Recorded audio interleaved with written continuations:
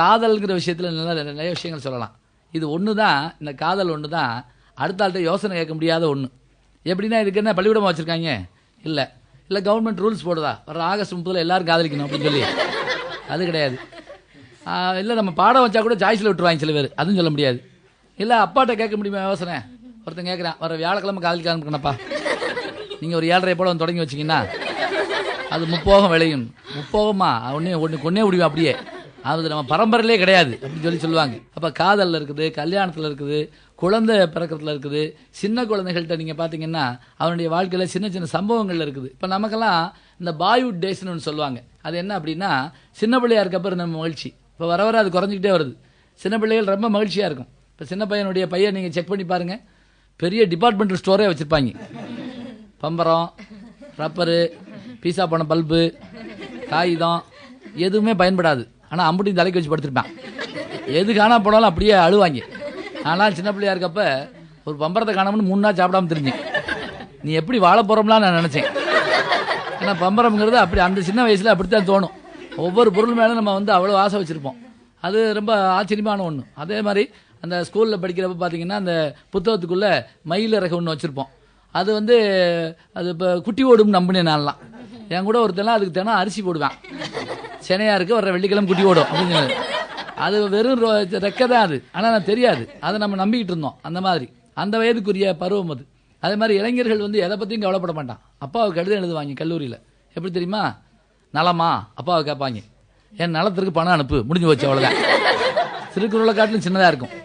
எப்படி இவ்வளவு சுருக்கமாக எப்படி எழுதுறான்னு கண்டுபிடிக்க முடியாது. அதே மாதிரி அவனுடைய அந்த காதல் வாழ்க்கையில் வேலைக்கு தேடி போகிறோம். வேலை கிடைக்குதா கிடைக்கலையா ஒரு கேள்வி கேட்குறோம்.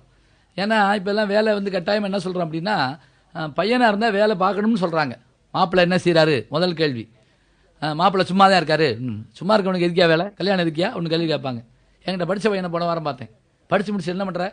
அப்பாவுக்கு உதவியாக இருக்கேன் சார் அப்படின்னா. மகிழ்ச்சியாக இருந்தது. அப்பா என்ன செய்கிறாருன்னு, சும்மா தான் வீட்டில் இருக்காரு அப்படின்னு. என்னமோ அவங்க அப்பா எங்கள் கப்பல் கம்பெனி வச்சுருக்க மாதிரியும் இவங்க படகு ஓட்டுற மாதிரியும். என்ன செய்வீங்க? சின்ன குழந்தைகள்கிட்ட பேசுகிற மாதிரி இளைஞர்கள்ட்ட இதை என்ன எதிர்பார்க்குறோம்னா, அவங்க வேலை பார்க்கணும். ஒருத்தர் கேட்டார், மாப்பிள்ளை என்ன செய்கிறாரு? மாப்பிள்ளை வேலையில் இருக்காரு. பெர்மனண்ட்டா டெம்பரவரியா? சில பேர் ஏமாற்றி விட்டுருவாங்க. மாப்பிள்ளை பெர்மனண்ட்டாகவே டெம்பரவரி தான் அப்படி சொல்லுவாங்க. அது என்னன்னு கண்டுபிடிக்க முடியாது. அது வித்தியாசமாக இருக்கும். அதே மாதிரி ஒருத்தன் வேலை கேட்டு தெருவா அலைஞ்சான், எங்கேயும் கிடைக்கல. ஒரு சர்க்கஸ் கம்பெனிக்கு போனான். முதலாளி வேலை இருக்கான்னு கேட்டான். முதலாளி பதிலுக்கு இவனை கேட்டார், என்ன படிச்சிருக்க? BA. அப்படியா, சரி கவலைப்படாத. நம்ம சர்க்கஸில் நேற்று ஒரு கருங்குறக்கு செத்து போச்சு, ஹார்ட் அட்டாக்ல.